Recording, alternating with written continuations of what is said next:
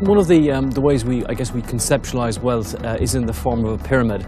So at the bottom of the wealth pyramid, you've got about 3 billion adults who have wealth less than $10,000. Then just above the bottom of the pyramid, towards the middle, you've got another billion people who have wealth between $10,000 and $100,000. And then you move up, you get people with wealth between the brackets of $100,000 and $1 million. And then you really begin to push to the top of the pyramid, where you've got, I think, 29 million people who have wealth over $1 million. At the top are what we call the apex of the wealth pyramid. And at the very, very top, you've got about 84,000 people who we would classify as ultra high net worth. They've got wealth of more than 50 million.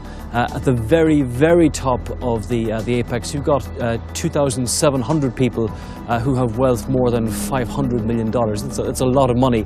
The majority of those live in the US. And the US has been the world's biggest economy for a very long time now.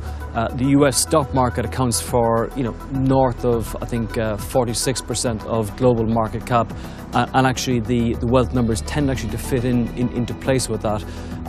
We have an interesting chapter in the report on inheritance. And until recently in the developed countries, actually a good amount of wealth actually has been inherited.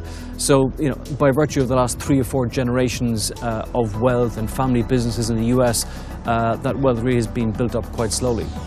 What's interesting is to see some of the bigger emerging countries begin to come up the league tables. So China is actually number 2 in terms of the number of ultra high net worth residents. We've seen absolute wealth, we've seen the number of millionaires fall in many of the European countries, partly because of a currency effect, partly because lower property values. The winners at the same time, we've seen some countries in Latin America actually begin to push up.